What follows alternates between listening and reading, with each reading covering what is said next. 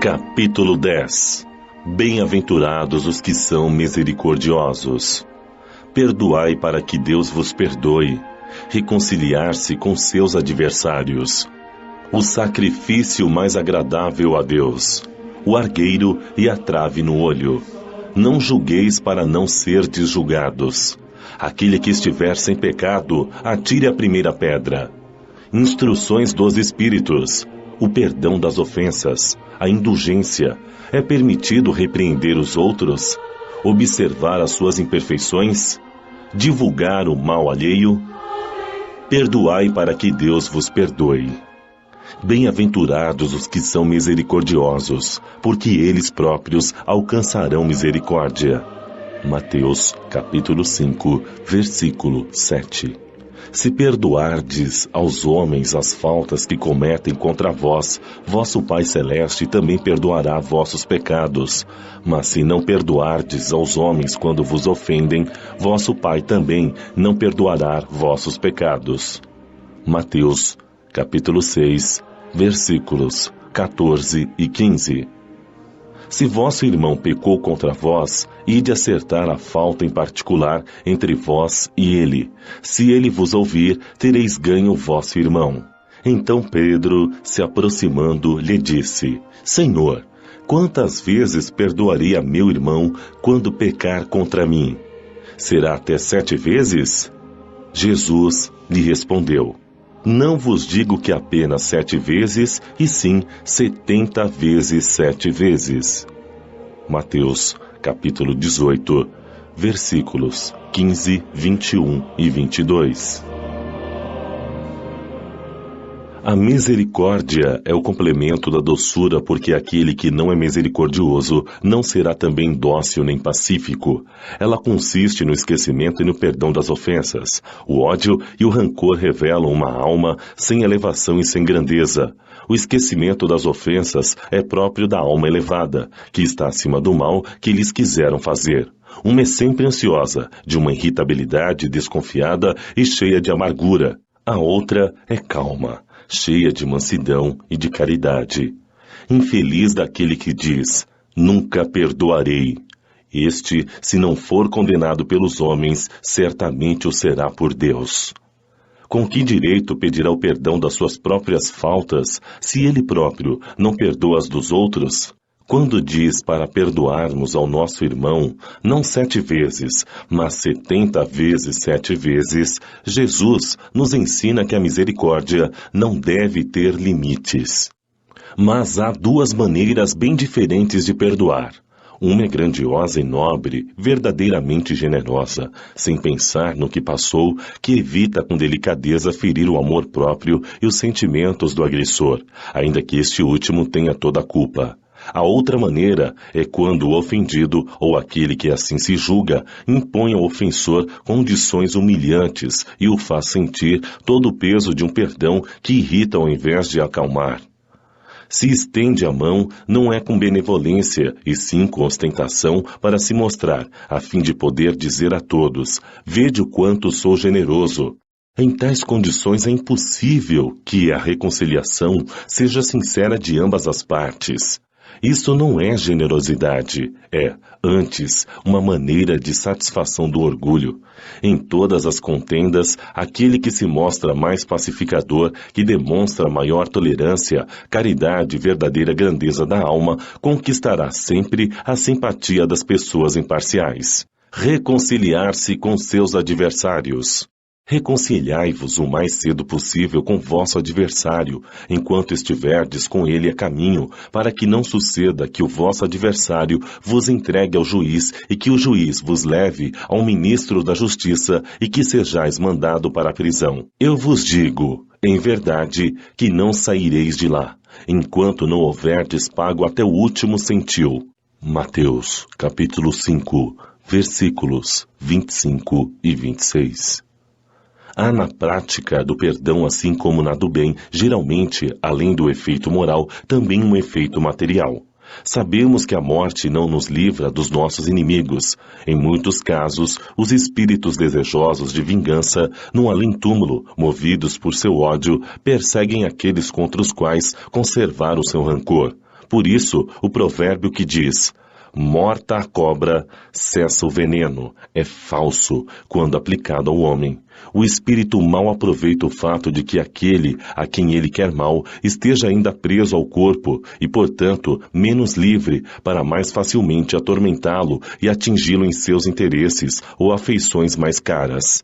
Esta é a causa da maior parte dos casos de obsessão, principalmente daqueles que apresentam uma certa gravidade, como a subjugação e a possessão. O obsidiado e o possesso são, quase sempre, vítimas de uma vingança, a qual eles deram motivo por sua conduta e cuja ação se acha numa vida anterior. Deus consente esta situação como uma punição pelo mal que fizeram, ou, se não o fizeram, por terem faltado com a indulgência e a caridade, não perdoando. É importante, pois, do ponto de vista da sua tranquilidade futura, corrigir o mais rápido possível os erros que cada um tenha cometido contra seu próximo, perdoando aos inimigos, a fim de eliminar, antes de desencarnar, qualquer motivo de desavenças ou ódios, ou qualquer causa motivada por rancor. Deste modo, de um inimigo enfurecido neste mundo pode-se fazer um amigo no outro. Ou, pelo menos, ficar do lado do bem, e Deus ampara aqueles que perdoam. Quando Jesus recomenda reconciliar-se o mais cedo possível com seu adversário, não é apenas com o objetivo de eliminar as discórdias durante a atual existência, mas para evitar que elas continuem nas existências futuras. Não saireis de lá, disse Jesus, enquanto não houverdes pago até o último centil. Isto quer dizer que, enquanto não nos perdoarmos uns aos outros, estaremos presos em cadeias de ódio e rancor, das quais só nos libertaremos quando estiver satisfeita completamente a justiça de Deus. O sacrifício mais agradável a Deus. Se, portanto, quando apresentardes vossa ofenda ao altar, vos lembrardes de que vosso irmão tem algo contra vós, deixai vosso donativo aos pés do altar e ide antes de mais nada vos reconciliar com vosso irmão e, só depois, voltai para oferecer vossa oferta. Mateus, capítulo 5, versículos 23 e 24. Quando Jesus disse, ide vos reconciliar com vosso irmão antes de apresentar vossa oferenda ao altar, ensinou ao homem que o sacrifício mais agradável ao Senhor é o de sacrificar o seu próprio ressentimento, que antes de se apresentar a Ele para ser perdoado, é preciso perdoar, e se cometemos alguma injustiça contra um de nossos irmãos, é preciso tê-la corrigido. Então, só assim a oferenda será agradável, pois virá de um coração puro e isento de qualquer mau pensamento.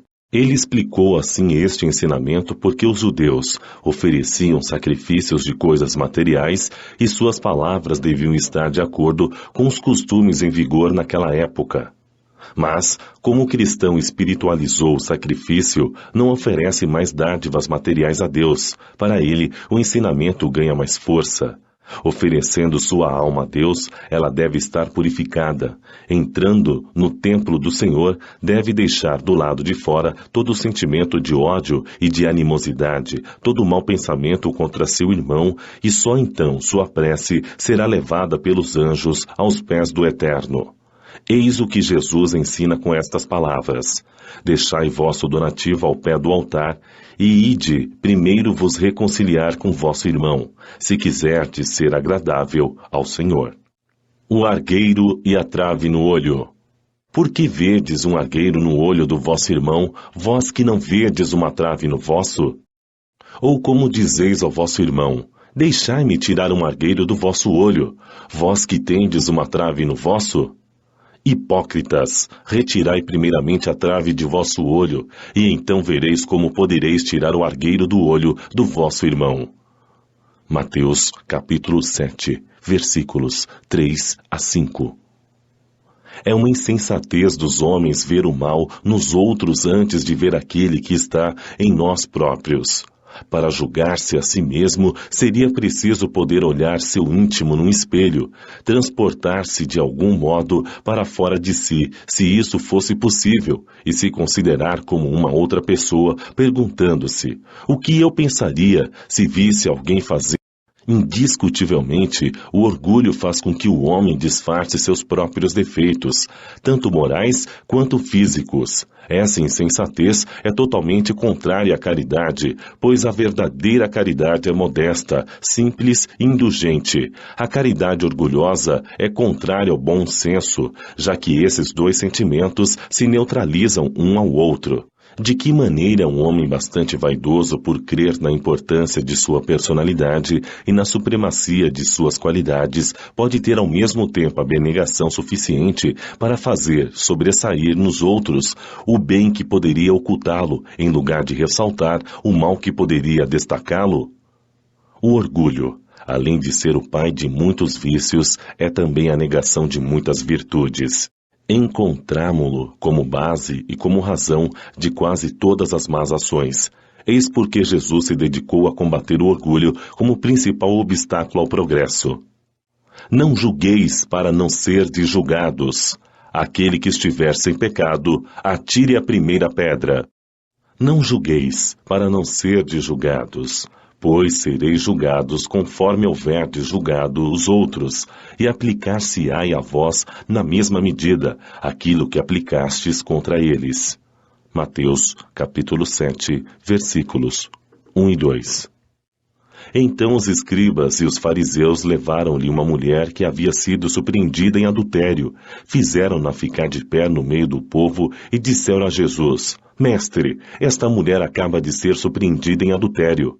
Moisés nos ordena, na lei, apedrejar as adúlteras. Qual é, portanto, vossa opinião a respeito disso?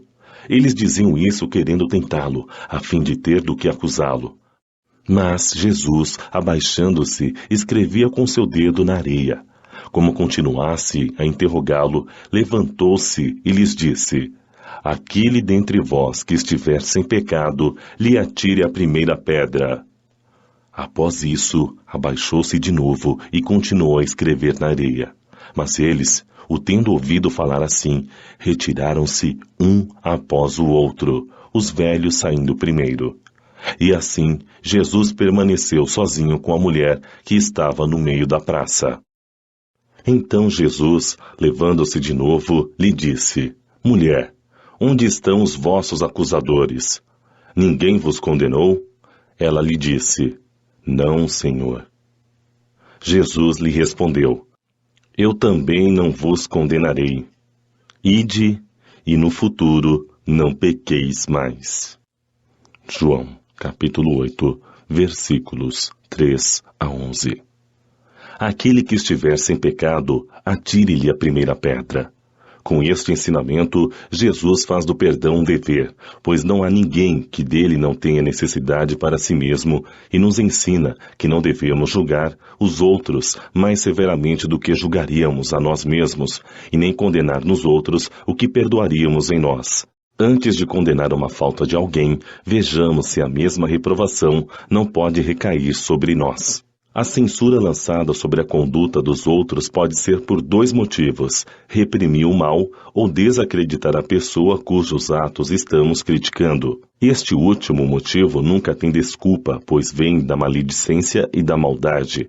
O primeiro pode ser louvável, em certos casos, torna-se até mesmo um dever se disso deve resultar um bem, e sem esse procedimento o mal nunca seria combatido na sociedade. Aliás, não deve o homem ajudar o progresso de seu semelhante? Não se deve, portanto, tomar este princípio no sentido amplo e limitado. Não julgueis, se não quiserdes ser julgados, porque a letra mata e o espírito vivifica. Não é possível que Jesus tenha proibido de se censurar o mal. Em todas as oportunidades, ele o combateu energicamente. Quis nos ensinar que a autoridade da censura se dá em razão da autoridade moral daquele que a pronuncia. Se nos sentirmos culpados por aquilo que condenamos nos outros, não temos o direito de ter essa autoridade e, ainda mais, usamos de forma injusta, caso façamos, o direito de condenação. Além disso, a consciência íntima recusa todo respeito e toda obediência voluntária àquele que, estando investido de qualquer poder, não respeite as leis e os princípios que está encarregado de aplicar. Não há maior autoridade legítima aos olhos de Deus do que aquela que se apoia no exemplo que dá do bem. Isto é o que ressalta, de forma bem clara, nas palavras de Jesus. Instruções dos Espíritos. O perdão das ofensas. Simeão, Bordeaux, 1862. Quantas vezes perdoarei ao meu irmão? Deveis perdoar-lhe não 7 vezes, mas sim 70 vezes 7 vezes. Eis um dos ensinamentos de Jesus que mais deve marcar vossa inteligência e falar mais diretamente ao vosso coração. Comparai estas palavras de misericórdia com a prece tão simples, tão resumida e tão elevada no seu alcance, o Pai Nosso que Jesus ensinou a seus discípulos, e encontrareis sempre o mesmo pensamento. Jesus, o justo por excelência, responde a Pedro: Tu perdoarás, mas sem limites. Perdoarás ainda que a ofensa te seja feita muitas vezes. Ensinarás aos teus irmãos o esquecimento de si mesmos, que os torne vulneráveis à agressão, aos maus procedimentos e às injúrias. Serás doce e humilde de coração, nunca medindo tua mansidão e brandura. Farás, enfim, o que desejas que o Pai Celestial faça por ti. Não tem Ele te perdoado sempre? Acaso conta as inúmeras vezes em que seu perdão vem apagar as tuas faltas? Prestai atenção à resposta de Jesus e, como Pedro, aplicai-a a vós mesmos. Perdoai, usai de indulgência, sede caridosos, generosos, isto é, pródigos no vosso amor. Dai, e o Senhor vos restituirá. Perdoai, e o Senhor vos perdoará. Abaixai-vos, e o Senhor vos reerguerá. Humilhai-vos, e o Senhor vos fará sentar à sua direita. Ide, meus bem-amados, estudai e comentai estas palavras que vos dirijo da parte daquele que, do alto dos esplendores celestes, sempre cuida de vós e continua com amor a tarefa ingrata que começou há 18 séculos. Perdoai, portanto, aos vossos irmãos como tendes necessidade de serdes perdoados, e se os seus atos vos prejudicarem pessoalmente, é mais um motivo para serdes indulgentes, porque o mérito do perdão é proporcional à gravidade do mal cometido. Além de tudo, nenhum merecimento teríeis se não perdoasseis sinceramente aos vossos irmãos as pequenas ofensas que vos façam. Espíritas, nunca vos esqueçais que nas palavras, bem como nas ações, o perdão das injúrias não deve ser uma palavra vazia e inútil. Se vos dizeis espíritas, sede-os de fato. Esquecei o mal que vos foi feito e pensai apenas em uma coisa, no bem que podeis fazer. Aquele que entrou neste caminho não deve nem mesmo em pensamento desviar-se dele, porque sois responsáveis pelo que pensais, e Deus vos conhece. Fazei, portanto, com que eles sejam desprovidos de qualquer sentimento de rancor. Deus sabe o que se passa no coração de cada um dos seus filhos. Feliz, portanto, daquele que pode a cada noite dizer ao deitar-se: nada tenho contra o meu próximo. Paulo, Apóstolo, Lyon, 1861. Perdoar aos inimigos é pedir perdão para si mesmo. Perdoar aos amigos é dar-lhes uma prova de amizade. Perdoar as ofensas é mostrar que se tornou melhor do que se era antes. Perdoai, portanto, meus amigos, a fim de que Deus vos perdoe, pois, se fordes duros, exigentes, inflexíveis, se fordes rigorosos, mesmo por uma pequena ofensa, como quereis que Deus esqueça que cada dia tendes mais necessidade de perdão? Infeliz daquele que diz: nunca perdoarei, pois pronuncia a sua própria condenação. Será que, em vós, autoanalisando, não fostes vós o agressor? Quem sabe se, nessa luta que começa por uma simples bagatela e termina por uma ruptura, não provocastes a primeira desavença? Se uma palavra ofensiva não escapou de vós, Se usastes de toda a moderação necessária, sem dúvida, vosso adversário errou em se mostrar tão melindroso, mas isto é uma razão a mais para serdes indulgentes e de não fazer por merecer a censura que vos foi endereçada. Admitamos que fostes realmente o ofendido numa certa situação. Quem garante que não envenenastes a situação por vinganças e que não transformastes em disputa séria o que poderia ter caído facilmente se depender de vos impedir as consequências e não o fizerdes, sereis sem dúvida culpado. Admitamos, enfim, que não tendes absolutamente nenhuma censura a vos fazer. Neste caso, quanto mais clementes fordes, maior será o vosso mérito.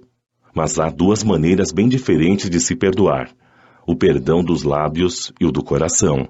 Muitas pessoas dizem a respeito de seus adversários: eu lhe perdoo, enquanto interiormente experimentam secreto prazer pelo mal que lhes acontece, dizendo a si mesmos que eles bem o merecem. Quantos dizem: eu perdoo, e acrescentam: mas nunca me reconciliarei, não quero vê-lo pelo resto de minha vida. Isso é um perdão segundo o Evangelho? Não. O verdadeiro perdão, o perdão daquele que crê, lança um véu sobre o passado. É o único que vos será cobrado, pois Deus não se satisfaz com a aparência, sonda o fundo dos corações e os mais secretos pensamentos, não aceitando apenas palavras e simples fingimentos. O esquecimento total e completo das ofensas é próprio das grandes almas. O rancor é sempre um sinal de baixeza e de inferioridade. Não vos esqueçais de que o verdadeiro perdão se reconhece mais pelos atos do que pelas palavras. A indulgência. Joseph, Espírito Protetor, Bordeaux, 1863. Espíritas, gostaríamos hoje de vos falar sobre a indulgência, esse sentimento tão doce, tão fraternal, que todo homem deveria ter para com seus irmãos, mas que poucos praticam. A indulgência jamais vê os defeitos alheios, ou, se os vê, evita falar deles e divulgá-los. Pelo contrário, ela os esconde, a fim de que não sejam conhecidos e, se a malevolência os descobre, sempre tem uma desculpa pronta para amenizá-los, ou seja, uma desculpa aceitável, séria, e não daquelas que, parecendo atenuar a falta, a destacam de um modo maldoso. A indulgência nunca se interessa pelos maus atos dos outros, a menos que isso seja para prestar um serviço, exemplificando e ainda tem o cuidado de atenuá-los tanto quanto possível. Não faz observações ofensivas, não tem censura em seus lábios, mas apenas conselhos, muitas vezes velados. Quando vos lançais a crítica, que conclusões se devem tirar de vossas palavras? E que vós, que censurais, não teríeis feito o que reprovais e que, portanto, valeis mais que o culpado. Homens, quando então julgareis os vossos próprios corações, os vossos próprios pensamentos, os vossos próprios atos, sem vos ocupardes do que fazem vossos irmãos? Quando abrirei os olhos somente para vós mesmos? Sede, portanto, severos para convosco, mesmo indulgentes para com os outros. Pensai naquele que julga em última instância, que vê os pensamentos secretos de cada coração e que, consequentemente, perdoa muitas vezes os erros que repreendeis ou condena os que desculpais, pois conhece bem a causa de todos os atos. Pensai que vós que proclamais tão alto, maldito, podereis, talvez, ter cometido erros mais graves. Sede indulgentes, meus amigos, pois a indulgência encanta, acalma, reergue, enquanto a severidade discrimina, distancia e irrita. João, Bispo de Bordeaux, 1862. Sede indulgentes para com as faltas dos outros, quaisquer que sejam. Julgai com severidade apenas vossas próprias ações e o Senhor usará de indulgência para convosco, do mesmo modo como a usastes para com os outros. Apoiai os fortes, encorajai-os a prosseguir no bem. Fortificai os fracos, mostrando-lhes a bondade de Deus que considera o menor arrependimento. Mostrai a todos o anjo do arrependimento, estendendo suas asas brancas sobre as faltas dos humanos, ocultando-as assim aos olhos daquele que em tudo vê impureza. Compreendei toda a misericórdia infinita de vosso Pai, e não vos esqueçais nunca de lhe dizer pelos vossos pensamentos, especialmente pelos vossos atos. Perdoai as nossas ofensas, assim como perdoamos aquele que nos tem ofendido. Estendei bem o valor dessas sublimes palavras. Não só sua letra é admirável, mas também o ensinamento que elas contêm. O que solicitais ao Senhor quando implorais o perdão? Esquecimento? Só isso? Se assim fosse, resultaria em nada. Pois, se Deus se contenta em esquecer as vossas faltas, não pune, mas também não vos recompensa. A recompensa não pode ser o preço do bem que não se fez, e ainda menos do mal que se haja feito, mesmo que esse mal tenha sido esquecido. Pedindo perdão por vossas transgressões, pedis a Deus o favor de suas graças, para não mais cairdes nelas, e a força necessária para entrardes no novo caminho de submissão e de amor, no qual podereis acrescentar ao arrependimento a reparação do erro.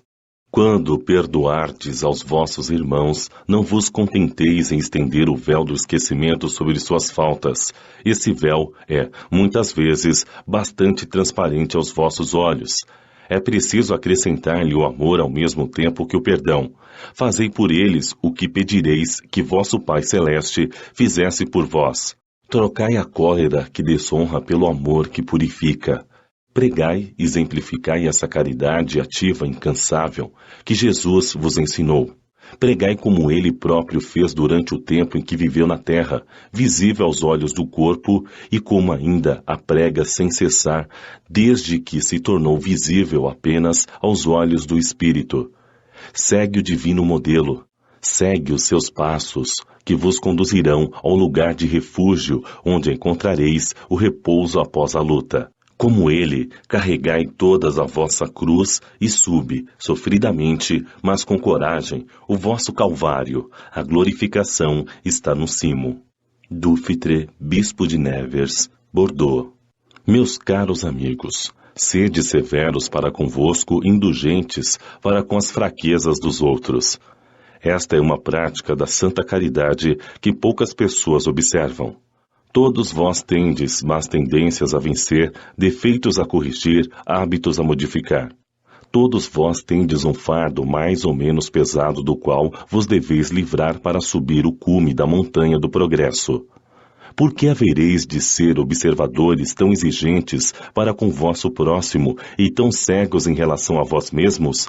Quando cessareis de perceber no olho de vosso irmão argueiro o cisco que o fere, sem ver no vosso a trave que vos cega e vos faz caminhar de queda em queda?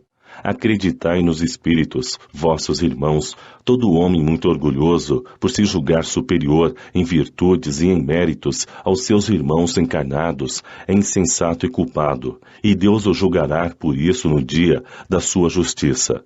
O verdadeiro caráter da caridade é a modéstia e a humildade. Ambas consistem em ver apenas superficialmente os defeitos dos outros e ressaltando neles o que há de bom. Ainda que o coração humano seja um abismo de corrupção, sempre existe, em algumas de suas regiões mais ocultas, o germe de bons sentimentos, centelha viva da essência espiritual. Espiritismo, doutrina consoladora e bendita. Felizes daqueles que te conhecem e que tiram proveito dos salutares ensinamentos dos Espíritos do Senhor. Para eles, o caminho está iluminado e ao longo do trajeto pode ler estas palavras que lhes indicam o meio de chegar ao objetivo. Caridade prática, caridade de coração, caridade para com o próximo como para consigo mesmo. Em uma palavra, caridade para todos e o amor a Deus acima de todas as coisas. O amor a Deus resume todos os deveres, e é impossível amar realmente a Deus sem praticar a caridade da qual Ele faz uma lei para todas as criaturas. É permitido repreender os outros? São Luís, Paris, 1860.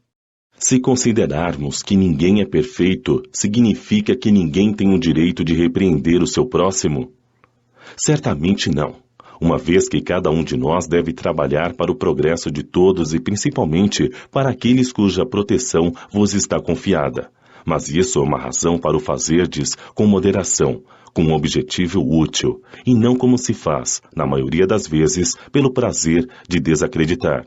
Nesse último caso, a repreensão é uma maldade. No primeiro, é um dever que a caridade manda realizar com todos os cuidados possíveis. E mais ainda, a repreensão que se lança sobre os outros deve ao mesmo tempo se dirigir a nós para ver se não a merecemos também.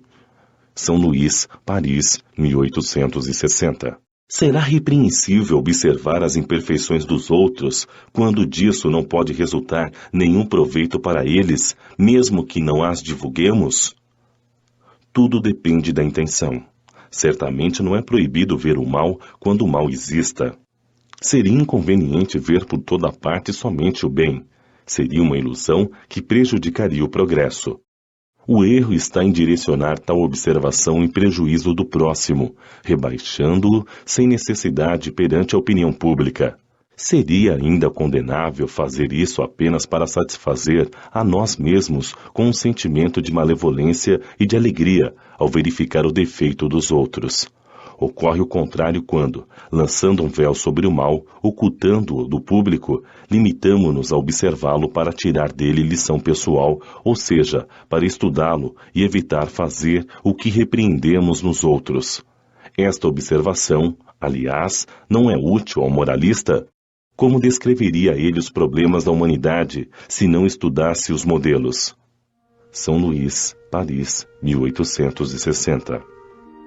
Haverá casos em que pode ser útil revelar o mal dos outros? Esta questão é muito delicada. É aí que é preciso fazer surgir a caridade bem entendida. Se as imperfeições de uma pessoa prejudicam apenas a ela mesma, não há nenhuma utilidade em revelá-las. Porém, se elas podem prejudicar aos outros, é preferível o interesse da maioria do que o interesse de um só. Conforme as condições, desmascarar a hipocrisia e a falsidade pode ser um dever, pois é preferível o homem cair do que vários serem enganados ou serem suas vítimas. Em semelhante caso, é preciso pesar a soma das vantagens e das desvantagens.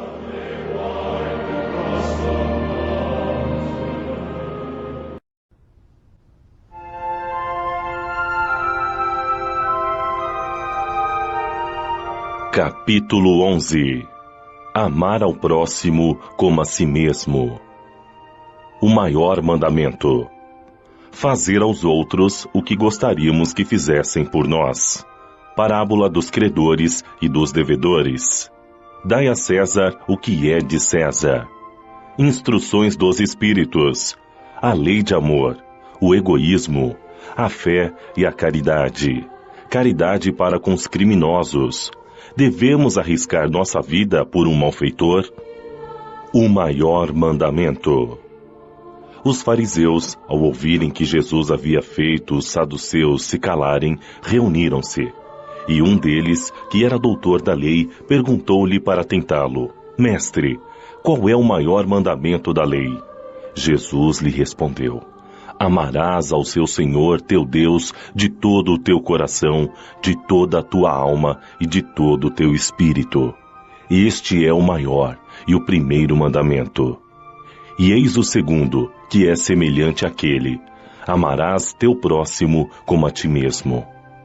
Toda a lei e os profetas estão contidos nestes dois mandamentos. Mateus, capítulo 22, versículo 34 a 40.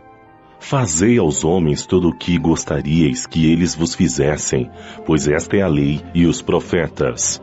Mateus, capítulo 7, versículo 12.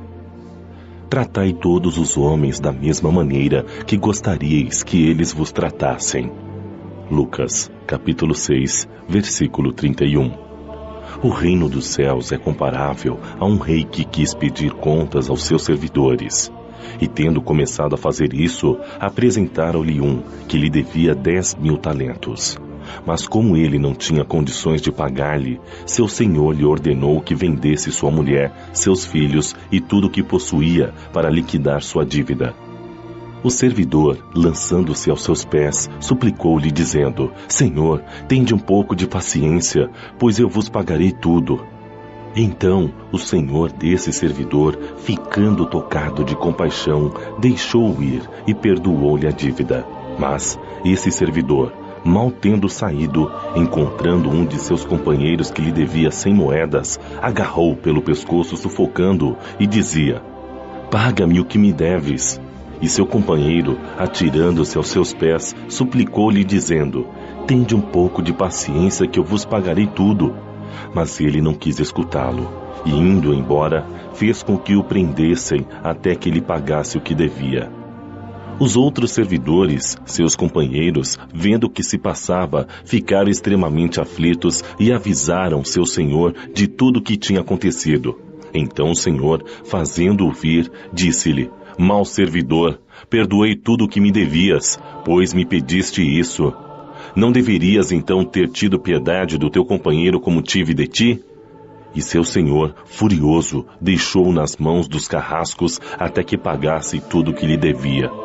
E deste modo que meu Pai que está no céu vos tratará, se cada um de vós não perdoar ao seu irmão do fundo do coração as faltas que tiverem cometido contra vós.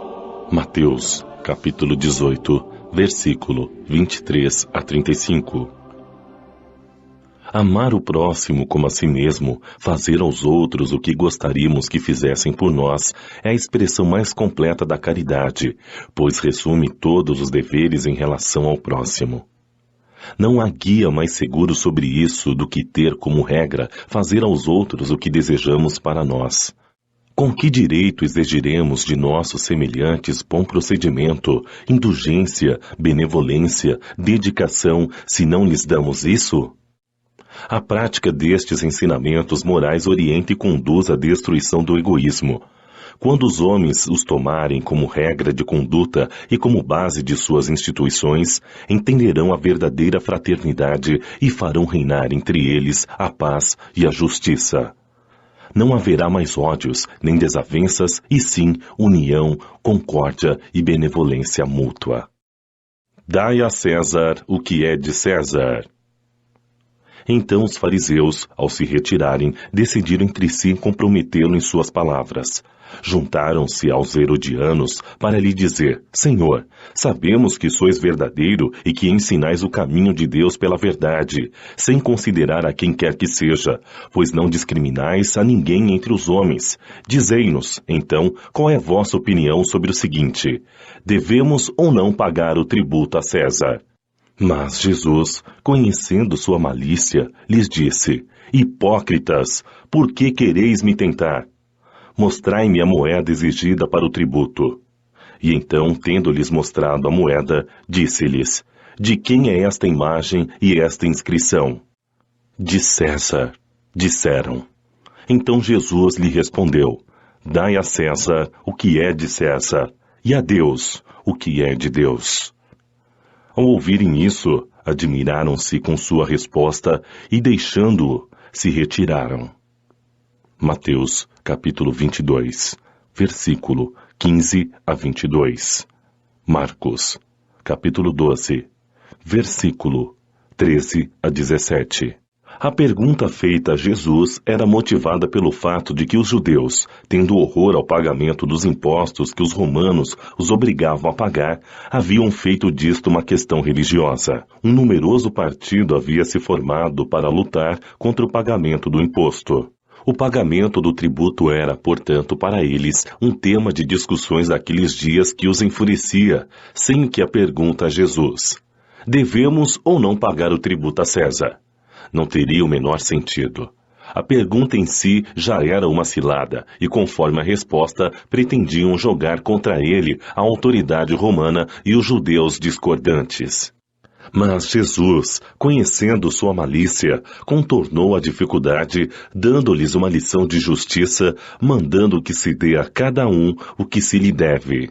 Este ensinamento, dai a César o que é de César, não deve ser entendido de uma maneira ilimitada e indiscutível. Neste, como em todos os ensinamentos de Jesus, há um princípio geral, resumido sob forma prática e usual, extraído de uma situação particular. Esse princípio é consequente daquele que nos diz: devemos agir para com os outros como gostaríamos que eles agissem para conosco. Ele condena todo prejuízo material e moral que se possa causar ao próximo e toda violação dos seus interesses, determinando que se respeitem os direitos de cada um como cada um deseja que se respeitem os seus. Este princípio estende-se ao cumprimento dos deveres em relação à família, à sociedade, à autoridade, bem como a todos os indivíduos. Instruções dos Espíritos. A Lei de Amor. Lázaro, Paris, 1862. O amor é o sentimento que, acima de tudo, resume, de forma completa, a doutrina de Jesus, e os sentimentos são os instintos que se elevam de acordo com o progresso realizado. Na sua origem, o homem possui instintos, mais avançados e corrompido, possui sensações, mais instruído e purificado, possui sentimentos. Num ponto mais delicado e evoluído dos seus sentimentos, surge o amor. Não o amor no sentido vulgar da palavra, mas sim o sol interior que condensa e reúne em seu foco ardente todos os anseios e todas as sublimes revelações. A lei de amor substitui o individualismo pela integração das criaturas e acaba com as misérias sociais. Feliz daquele que no decorrer de sua vida ama amplamente seus irmãos em sofrimento. Feliz daquele que ama, pois não conhece nem a angústia da alma, nem a do corpo. Seus pés são leves e vive como se estivesse transportado fora de si mesmo.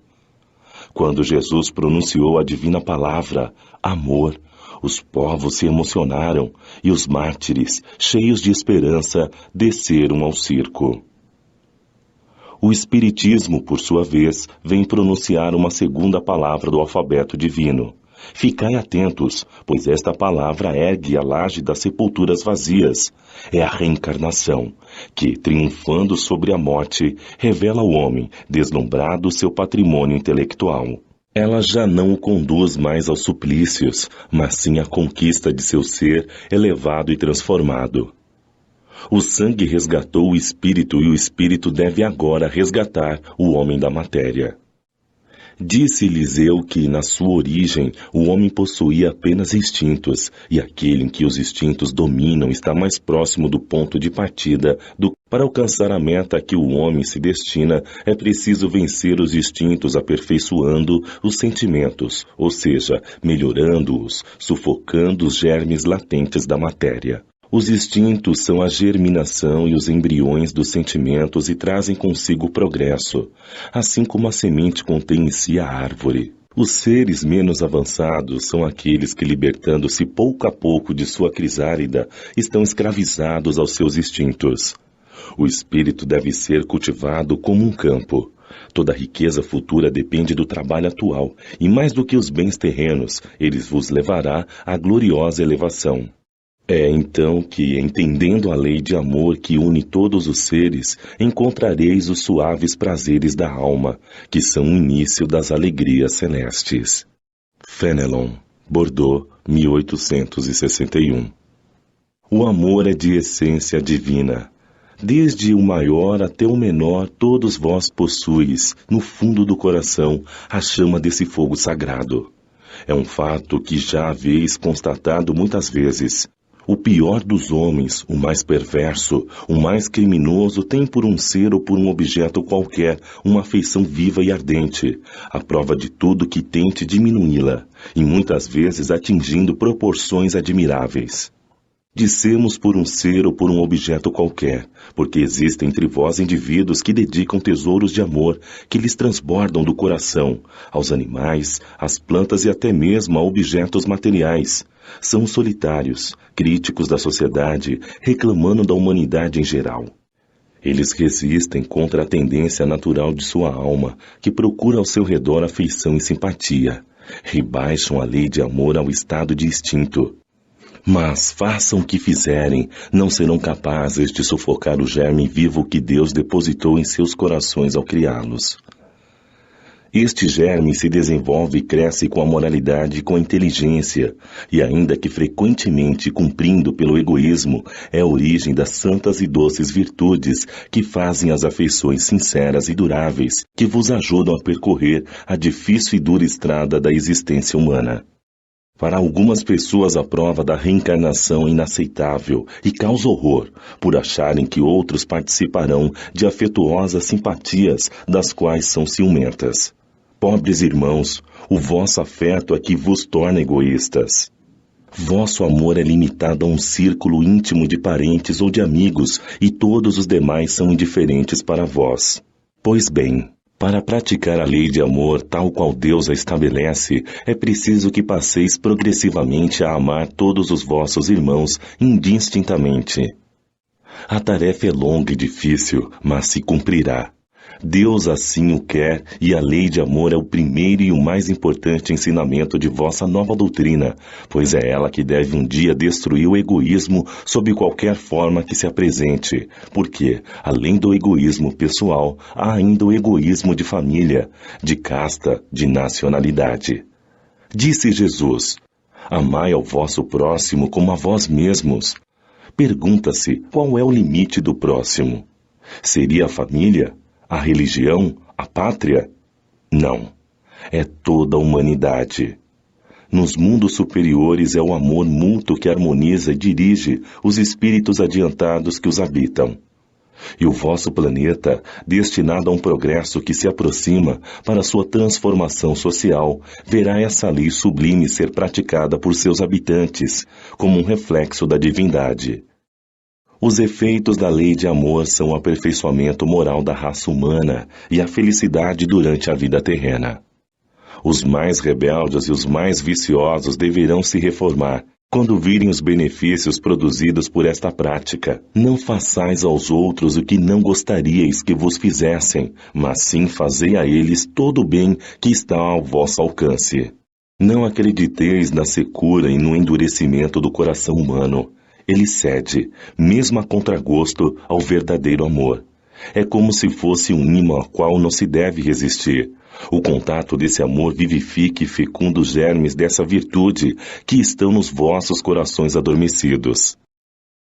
A terra, morada de provocações e de exílio, será então purificada por esse fogo sagrado e verá serem nela praticados a caridade, a humanidade, a paciência, a dedicação, a abnegação, a resignação e o sacrifício, virtude todas filhas do amor.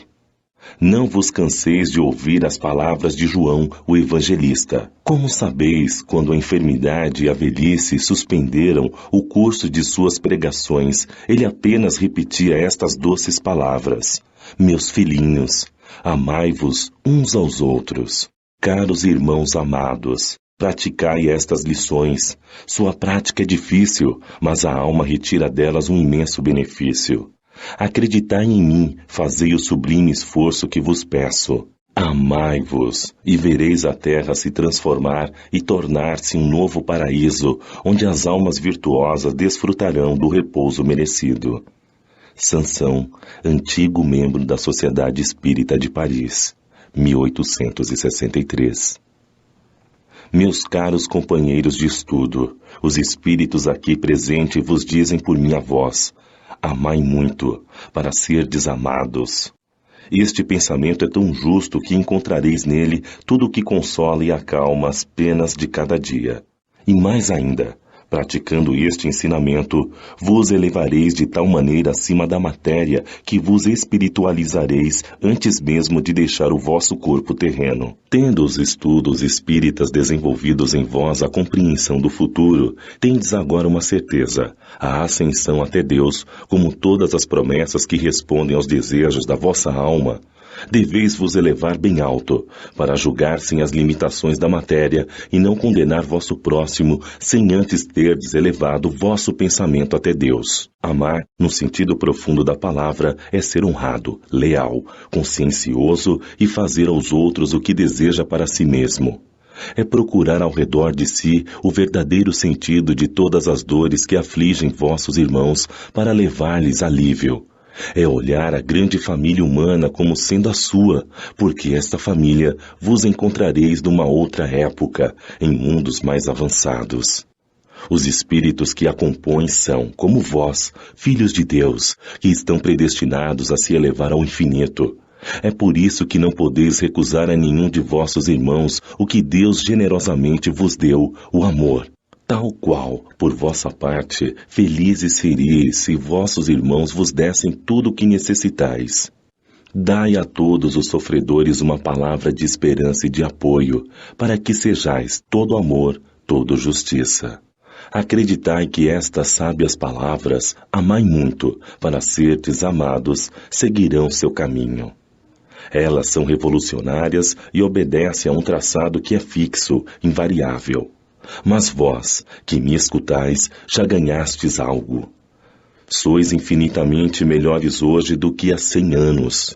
Mudastes de tal modo para melhor que aceitais de forma confiante uma grande quantidade de novas ideias sobre a liberdade e a fraternidade que antigamente teríeis rejeitado. Assim é que, daqui a 100 anos, aceitareis com a mesma facilidade outras ideias que ainda não puderam entrar na vossa cabeça. Hoje, que o movimento espírita avançou a grandes passos, vede com que rapidez as ideias de justiça e de renovação contidas nos ensinamentos dos espíritos são aceitas por boa parte do mundo inteligente. É que essas ideias correspondem a tudo o que existe de divino em vós. É que estáis preparados por uma semeadura produtiva, a do último século, que implantou à sociedade as grandes ideias de progresso. E como tudo se encandeia sob a orientação do Altíssimo, todas as lições recebidas e aceitas estarão contidas na troca universal de amor ao próximo. Por ele, os espíritos encarnados, melhor compreendendo e sentindo-se unidos como irmãos, fraternalmente, até os extremos de vosso planeta, se reunirão para se entender e se amar, para acabar com todas as injustiças e todas as causas de desentendimentos entre os povos.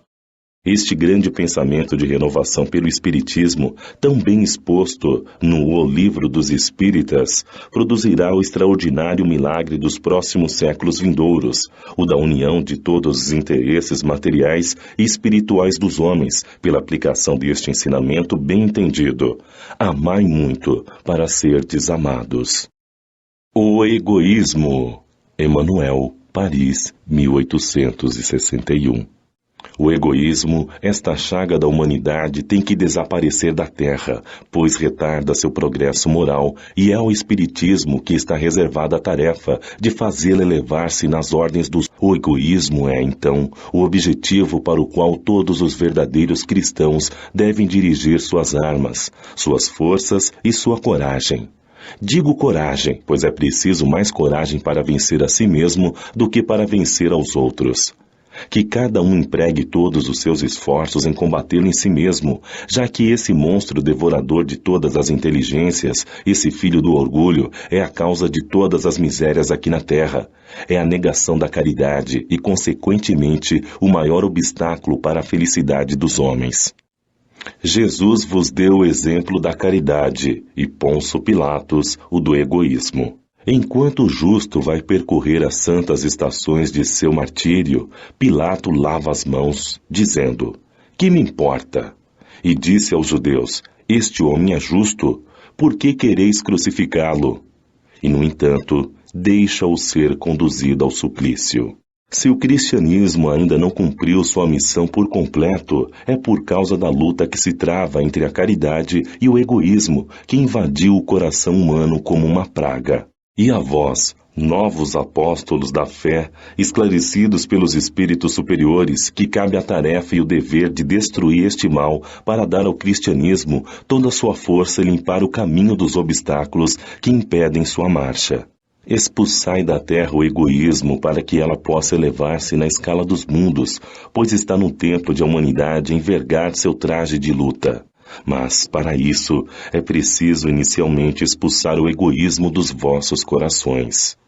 Pascal, Sens, 1862.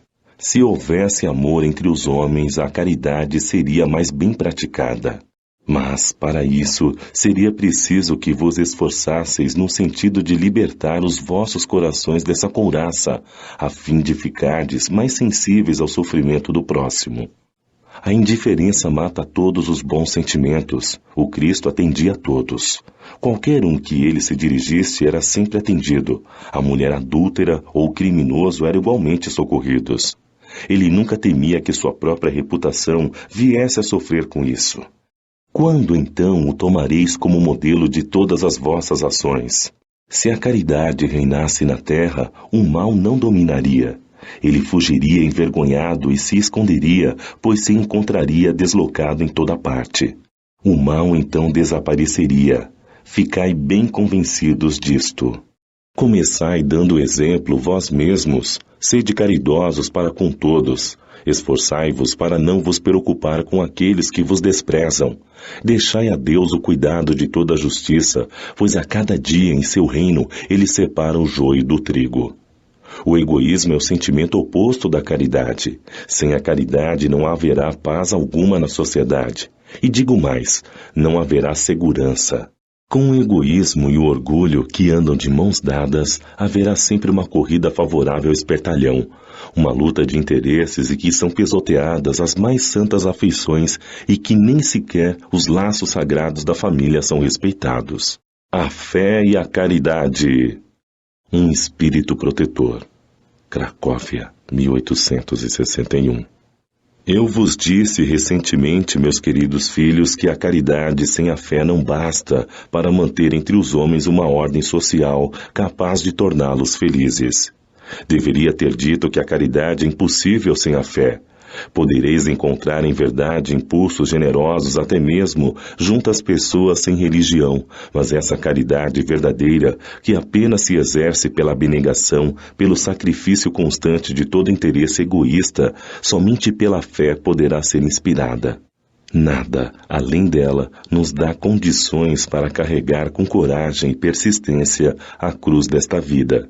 Meus filhos, é em vão que o homem, ansioso de prazeres, tenta se iludir quanto ao seu destino aqui na terra, achando que deve se ocupar apenas de sua felicidade. Deus nos criou com a certeza de sermos felizes na eternidade, por isso a vida terrena deve servir exclusivamente para o aperfeiçoamento moral, que se adquire mais facilmente com o auxílio dos órgãos físicos e as exigências do mundo material, que devem ser supridas. Além do mais, os problemas comuns da vida, a diversidade dos gostos, das tendências e das vossas necessidades são um meio de vos aperfeiçoardes, exercitando-vos na caridade.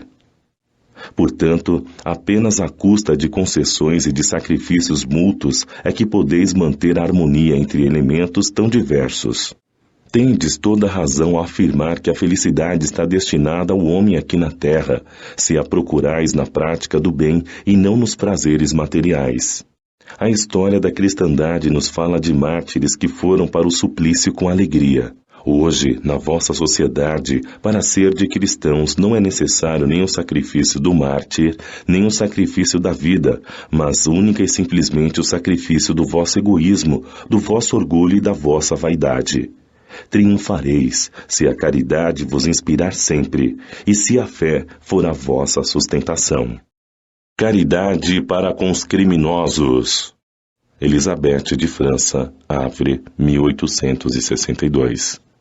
A verdadeira caridade é um dos mais sublimes ensinamentos que Deus deu ao mundo por Jesus, e deve existir entre os autênticos discípulos de sua doutrina uma completa fraternidade.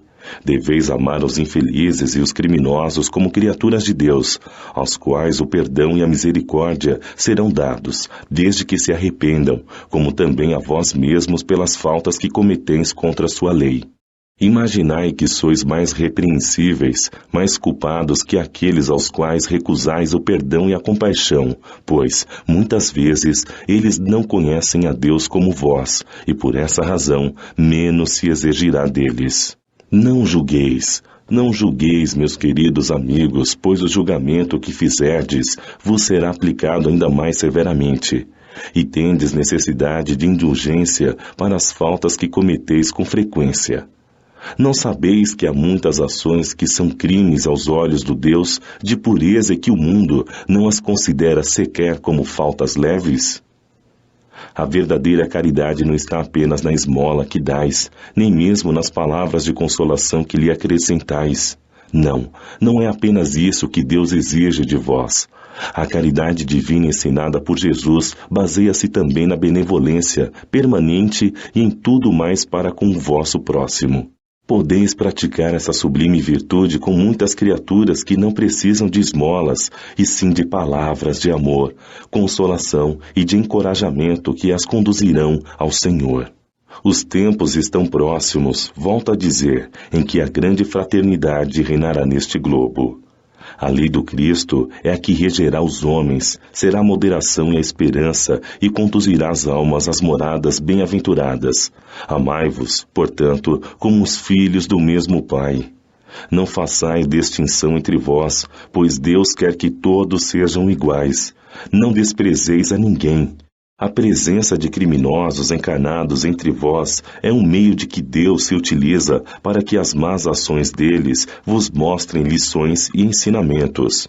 Brevemente, quando os homens praticarem as verdadeiras leis de Deus, não haverá mais necessidade destes ensinamentos, e todos os espíritos impuros e revoltados serão dispersados para mundos inferiores de acordo com suas tendências. Deveis aos criminosos de quem falo o socorro de vossas preces. Esta é a verdadeira caridade. Não vos cabe dizer de um criminoso: é um miserável, é preciso eliminá-lo da terra. A morte que lhe é imposta é muito suave para um ser dessa espécie. Não, não é assim que deveis falar. Observai Jesus, vosso modelo. Que diria ele se viste este infeliz ao seu lado? O lamentaria? O consideraria como um doente miserável e lhe estenderia a mão? Em verdade, não podeis fazer isso, mas ao menos podeis orar por ele e dar assistência ao seu espírito durante os poucos instantes que ainda deva passar em vossa terra. O arrependimento pode tocar seu coração, se orardes com fé. Ele é vosso próximo também, como o melhor dentre os homens. Sua alma desnorteada e revoltada foi criada como a vossa para se aperfeiçoar. Ajudai-o, então, a sair do lamaçal e orai por ele. Lamennais, Paris, 1862.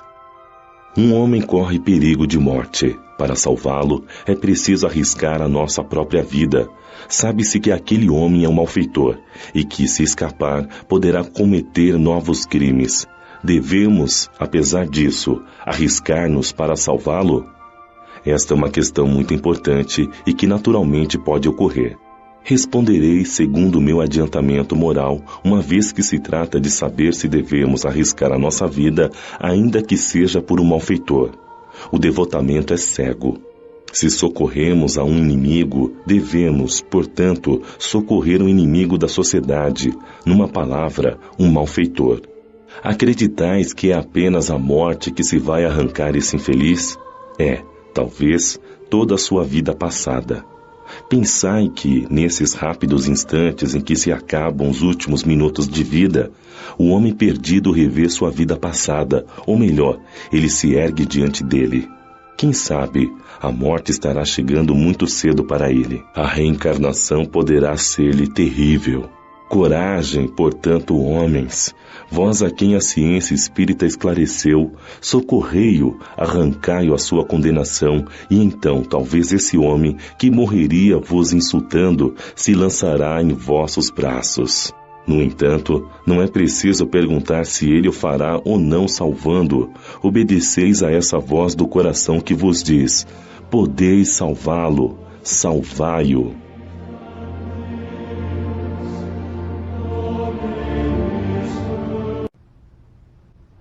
Capítulo 12. Amai os vossos inimigos. Pagar o mal com o bem. Os inimigos desencarnados. Se alguém vos bater na face direita, apresentai-lhe também a outra. Instruções dos espíritos. A vingança, o ódio, o duelo. Pagar o mal com o bem. Aprendestes o que foi dito: amareis vosso próximo e odiarei vossos inimigos. E eu vos digo, amai os vossos inimigos, fazei o bem aos que vos odeiam e orai por aqueles que vos perseguem e vos caluniam, a fim de que sejais filhos de vosso Pai, que estás nos céus, que faz erguer o sol sobre os bons e os maus e faz chover sobre os justos e os injustos. Pois, se amais apenas os que vos amam, que recompensa tereis? Os publicanos também não fazem isso? E se vos apenas cumprimentais vossos irmãos, o que fazeis mais do que os outros? Os pagãos também não fazem o mesmo? Eu vos digo que se vossa justiça não for maior do que as dos escribas e dos fariseus, jamais entrareis no reino dos céus. Mateus, capítulo 5, versículo 5 a 20, 43 a 47. Se amardes apenas os que vos amam, que recompensa tereis, uma vez que as pessoas de má vida também amam aqueles que as amam? E se vos fazeis o bem apenas aos que vos fazem, que recompensa tereis, uma vez que as pessoas de má vida fazem a mesma coisa? E se vos emprestais apenas àqueles de quem esperais receber a mesma graça, que recompensa tereis, uma vez que as pessoas de má vida também se emprestam mutuamente para receber a mesma vantagem?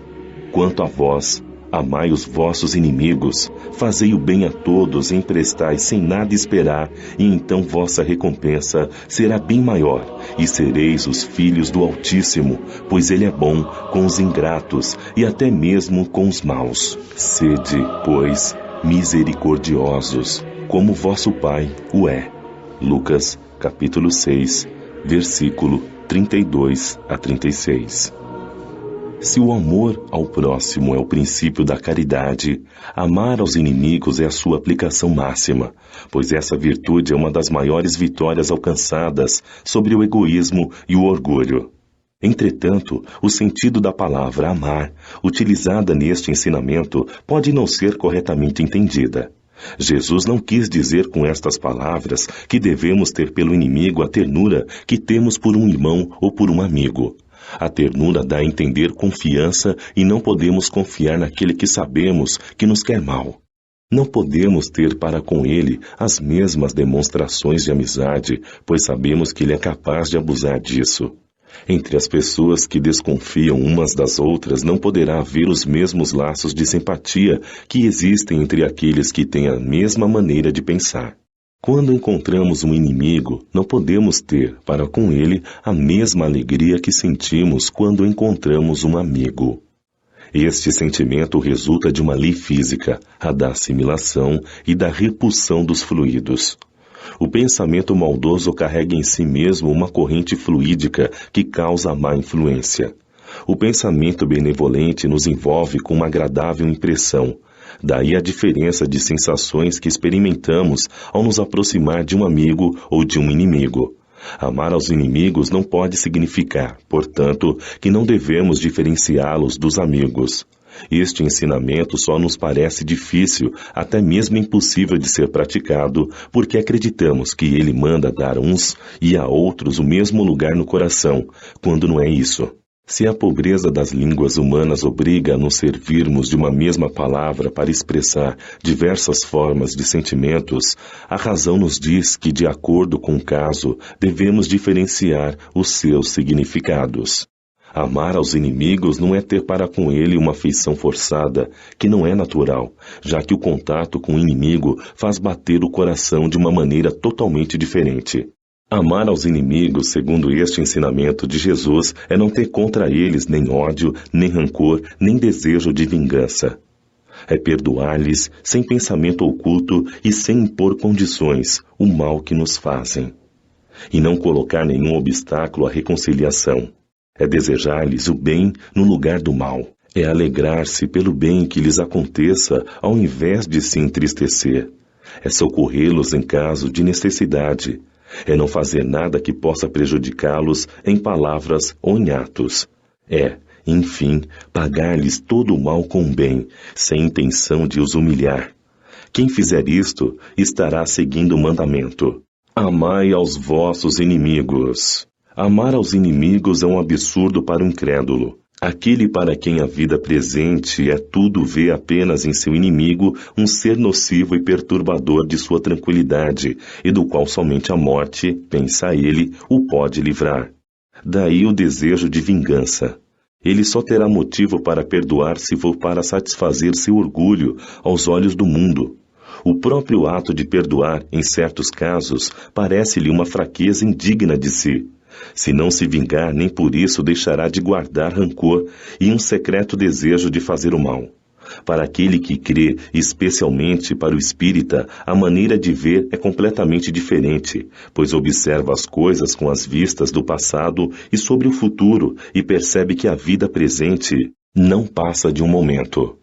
Ele sabe que pela própria destinação da terra é natural encontrar nela homens maus e perversos, que as maldades das quais é vítima fazem parte de provas que deve passar, e essa noção mais esclarecida que tem o faz ver os problemas da vida de forma menos cruel, venham eles dos homens ou das coisas.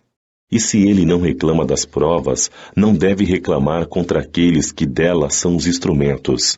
Se ao invés de se lamentar, agradecer a Deus por pô-lo à prova, deve agradecer a mão que lhe fornece a ocasião de mostrar sua paciência e sua resignação.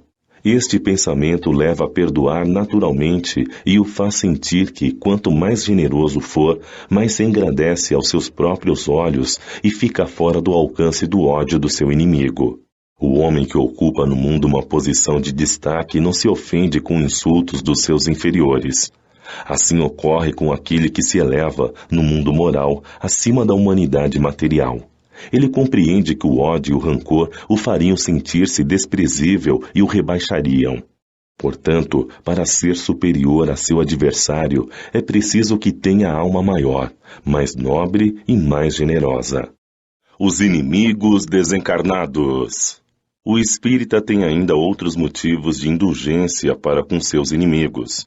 Primeiramente, sabe que a maldade não é o estado permanente dos homens, mas que é devida a uma imperfeição momentânea e, do mesmo modo que a criança se corrige dos seus defeitos, o homem mau um dia reconhecerá os seus erros e se tornará bom.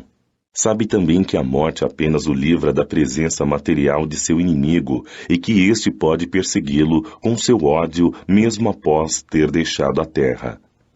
Sabe que qualquer vingança que faça não atingirá o seu objetivo, ao contrário, ela terá por efeito produzir uma irritação ainda maior, capaz de passar de uma existência a outra.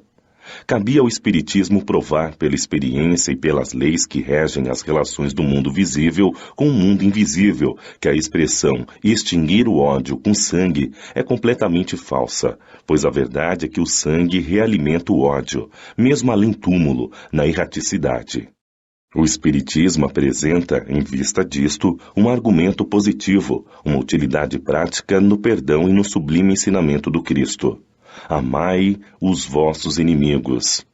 De fato, não há coração tão perverso que não se deixe tocar pelas boas ações, mesmo a contragosto. Pelas boas ações elimina-se o motivo da vingança contra um inimigo e pode-se fazer dele um amigo antes e depois da sua morte.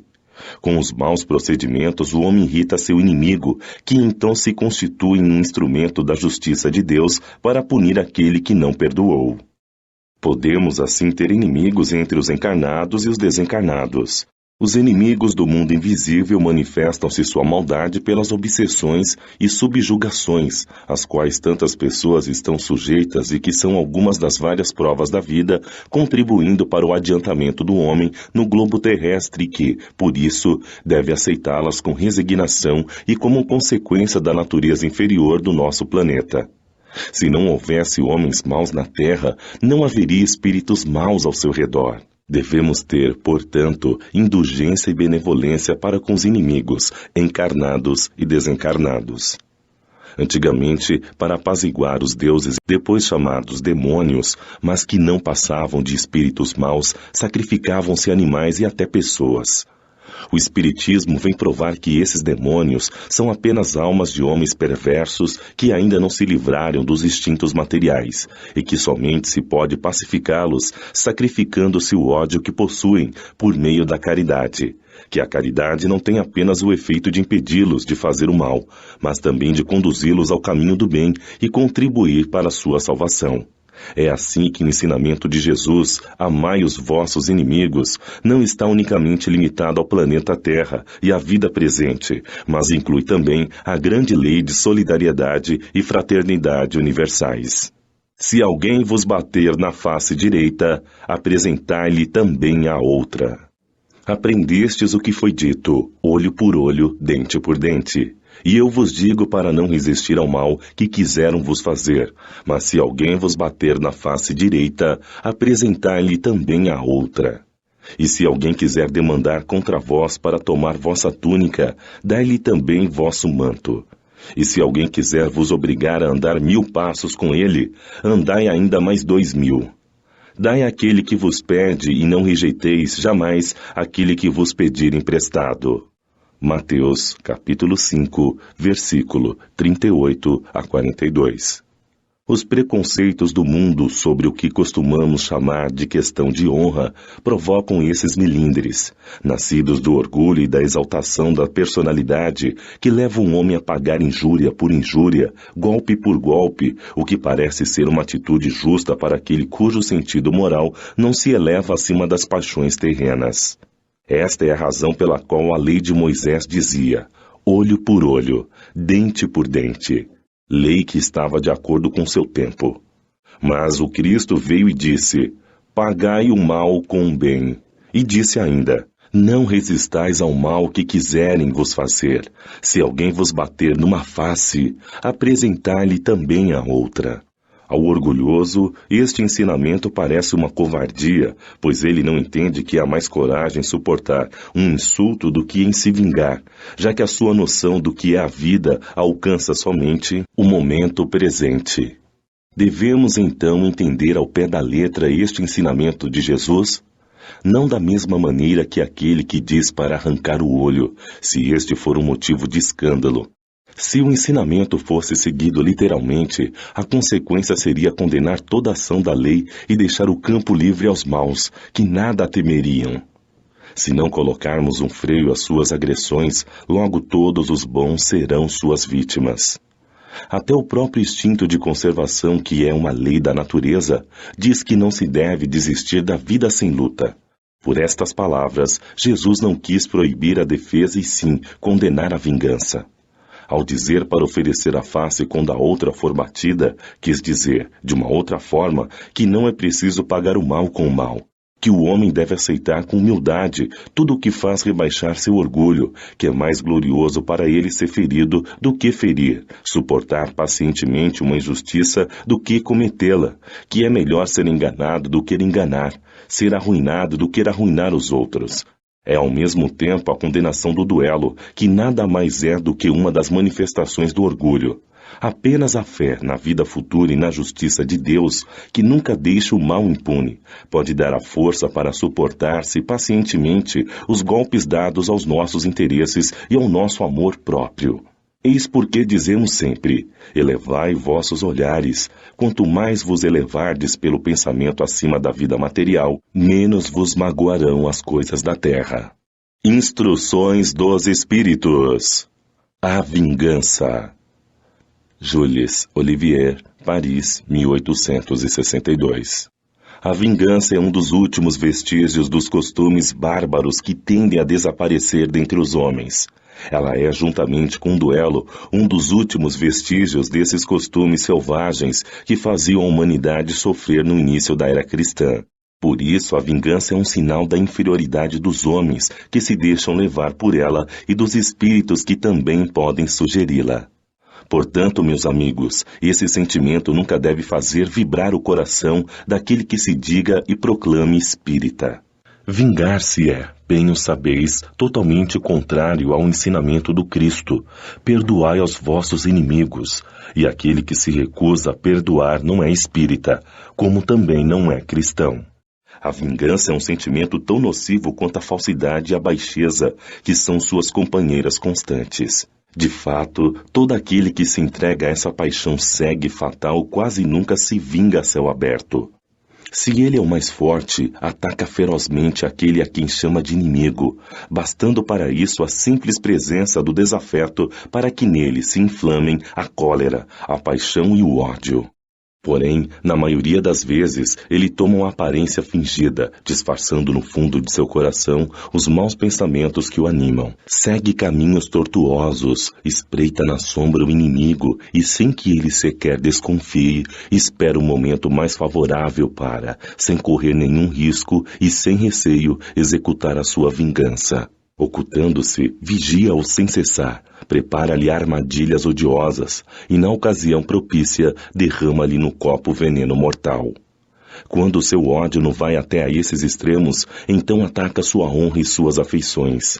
Não recua diante da calúnia e das falsas insinuações que, habilmente semeadas aos quatro ventos, vão aumentando pelo caminho. Desta forma, quando o perseguido se apresenta nos lugares onde aquele sopro envenenado passou, se admira de encontrar rostos frios, onde encontrava antigamente rostos amigos e benevolentes. Fica surpreso quando as mãos que procuravam a sua agora se recusam a apertá-la. Enfim, fica arrasado quando seus amigos mais caros e mais próximos se desviam e fogem dele. O covarde que se vinga desta maneira é 100 vezes mais culpado do que aquele que vai direto a seu inimigo e o insulta de cara limpa. Parem, portanto, com estes costumes selvagens. Parem com estes costumes de outros tempos. Todo espírita que hoje pretender ainda ter o direito de se vingar será indigno de figurar por mais tempo entre aqueles que tomaram por lema: fora da caridade não há salvação. Recusou-me a aceitar a simples ideia que um membro da grande família espírita possa ceder ao impulso da vingança ao invés de perdoar.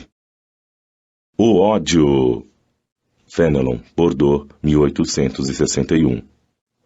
Amai-vos uns aos outros e sereis felizes. Fazei por amar aqueles que vos inspiram indiferença, ódio e desprezo.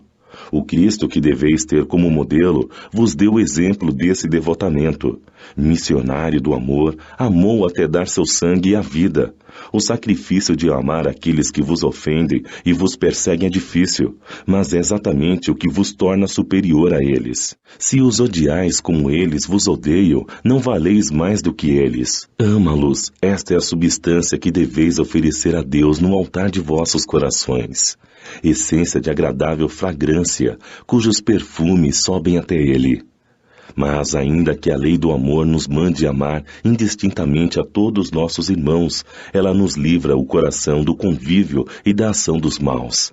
Esta é uma das provas mais difíceis, bem eu sei, uma vez que durante minha última existência passei por essa tortura. Mas Deus está presente e pune, nesta vida e na outra, aqueles que falham na lei do amor. Não vos esqueçais, meus queridos filhos, que o amor aproxima-nos de Deus e o ódio nos afasta dele. O duelo. Adolfo, bispo de Argel, Marmante, 1861. Só é verdadeiramente grande aquele que, considerando a vida como uma viagem que o deve levar a um destino certo, faz pouco caso das contrariedades do caminho e dele nunca se desvia. De olhos fixos na meta a que se destina, pouco lhe importa se os obstáculos e os espinhos do caminho podem lhe causar danos, já que eles apenas o roçam sem o ferir e não o impedem de avançar. Arriscar a vida em duelo para se vingar é uma injúria, e recuar diante das provações que tem que passar é sempre um crime aos olhos de Deus. Se não fosseis enganados, como sois, pelos vossos preconceitos, o veríeis como uma coisa ridícula e uma suprema loucura aos olhos dos homens. É crime o homicídio pelo duelo, até mesmo a vossa legislação reconhece. Ninguém tem o direito, em nenhum caso, de tirar a vida de seu semelhante. É crime aos olhos de Deus, que vos indica a vossa linha de conduta. Neste caso, mais do que em qualquer outro, sois juízes em causa própria. Lembrai-vos do que sereis perdoados conforme o que perdoardes. Pelo perdão vos aproximais pois a clemência é a irmã do poder. Enquanto uma gota de sangue correr na terra pela mão do homem, o verdadeiro reino de Deus não terá chegado. Reino de paz e de amor que deverá afastar para sempre de vosso planeta o rancor, a discórdia e a guerra. Então, a palavra duelo existirá em vossa língua apenas como uma lembrança vaga e distante de um passado que não existirá mais. E os homens só admitirão disputar entre si, em competições, a nobre prática do bem. Santo Agostinho, Paris, 1862. O duelo pode, sem dúvida, em alguns casos, ser considerado como uma prova de coragem física, de desprezo pela vida, mas é uma forma indiscutível a prova de uma covardia moral, semelhante ao suicídio. O suicida não tem a coragem de encarar de frente as contrariedades e aflições da vida, e o duelista não tem para suportar as ofensas. O Cristo não vos disse que há mais honra e coragem em oferecer a face esquerda àquele que bateu na direita do que se vingar de uma injúria? Cristo não disse a Pedro no Jardim das Oliveiras: coloca a tua espada na bainha, pois aquele que matar pela espada morrerá? Por estas palavras, Jesus não condena o duelo? De fato, meus filhos, que coragem é essa, nascida de um caráter violento, sanguinário e colérico, que reage à primeira ofensa? Onde está então a grandeza da alma daquele que a menor injúria quer lavá-la em sangue? Mas que ele trema, porque sempre, no fundo de sua consciência, uma voz lhe gritará: Caim, Caim, que fizeste de teu irmão? Foi necessário sangue para salvar minha honra, dirá ele a essa voz. Mas ela lhe responderá: tu quiseste salvá-la diante dos homens pelos poucos instantes que te restavam a viver na terra, e não pensaste em salvá-la perante Deus. Pobre tolo! Quanto sangue o Cristo vos pediria por todas as ofensas que lhe tendes feito? Não somente o machucastes com os espinhos e a lança, não somente o pregastes na cruz, infame, mas ainda em meio à agonia. Ele pode escutar as zombarias que lhe foram dirigidas. Que reparação, após tantas ofensas, vos pediu ele? O último grito do Cordeiro foi uma prece para seus carrascos, tal como ele: perdoai e orai por aqueles que vos ofendem. Amigos, lembrai-vos deste preceito: amai-vos uns aos outros, e então, ao golpe dado pelo ódio, respondereis com sorriso, e a ofensa com perdão. Sem dúvida, o mundo se voltará furioso contra vós e vos chamará de covardes. Elevai a cabeça bem alto e mostrai que a vossa fronte também não receia ser coroada de espinhos, a exemplo do Cristo. No entanto, que vossa mão nunca queira ser cúmplice de um homicídio que permite, digamos, uma falsa aparência de honra, mas que é apenas orgulho e amor próprio. Ao vos criar, Deus vos deu o direito de vida e de morte uns aos outros? Não. Esse direito somente a natureza o tem, para se reformar e se reconstruir a si mesma, mas quanto a vós, nem sobre o vosso corpo tendes direitos. Como suicida, o duelista estará marcado de sangue quando comparecer perante Deus e, tanto sobre um como sobre o outro, a soberana justiça atuará em longos e dolorosos sofrimentos. Se ele ameaçou com sua justiça aquele que dissesse a seu irmão: és louco, quanto mais não será severa a pena para aquele que se apresentar diante dele com as mãos manchadas do sangue de seu irmão. Um espírito protetor. Bordeaux, 1861. O duelo, que antigamente se chamava de julgamento de Deus, é um desses costumes bárbaros que ainda tem vestígios na sociedade. O que diríeis vós, entretanto, se visseis mergulhados os dois adversários em água fervente ou submetidos ao contato do ferro em brasa para decidir entre si a disputa e dar razão àquele que suportasse melhor a prova? Vos chamaríeis a esses costumes de insensatos? O duelo é ainda pior que tudo isso. Para o duelista habilidoso, perito na arte, é um assassinato praticado a sangue frio, com toda a ação planejada, pois ele está certo do golpe preciso que dará. Para o adversário, quase certo de morrer em razão de sua fraqueza e de sua inabilidade, é um suicídio cometido com a mais fria reflexão. Bem sei que, muitas vezes, se procura evitar essa alternativa, igualmente criminosa, elogiando-se o acaso como juiz. Mas, então, não é isto, de uma outra forma, voltar ao que se chamava julgamento de Deus da Idade Média? E ainda naquela época éramos infinitamente menos culpados. Até mesmo a demonição, julgamento de Deus, indicava uma fé ingênua, é bem verdade, mas enfim uma fé na justiça de Deus que não podia deixar morrer um inocente, enquanto, num duelo, tudo se lança à força bruta, de tal maneira que o ofendido é quem geralmente morre. Estúpido amor próprio, tola vaidade, louco orgulho. Quando os trocareis pela caridade cristã, pelo amor ao próximo e à humanidade das quais o Cristo deu o exemplo e o ensino? Somente então desaparecerão esses costumes monstruosos que ainda governam os homens e que as leis são importantes para reprimir, pois não basta impedir o mal e exigir o bem. É preciso que o princípio do bem e do horror ao mal estejam gravados no coração do homem. Francisco Xavier, Bordeaux, 1861. Que opinião terão de mim, dizeis frequentemente, se recuso tirar satisfação que me é cobrada, ou se não a exigir daquele que me ofendeu? Os loucos como vós, os homens atrasados, vos censurarão, mas os que são esclarecidos pela chama do progresso intelectual e moral dirão que agistes com verdadeira sabedoria. Refleti um pouco, por uma palavra muitas vezes dita sem querer, ou até mesmo inofensiva, da parte de um dos vossos irmãos, o vosso orgulho já fica machucado. Vós lhe respondeis de uma maneira agressiva e acontece a provocação. Antes de chegar ao momento decisivo, perguntai-vos se agistes como cristão. Que contas prestareis à sociedade se a eliminais de um de seus membros?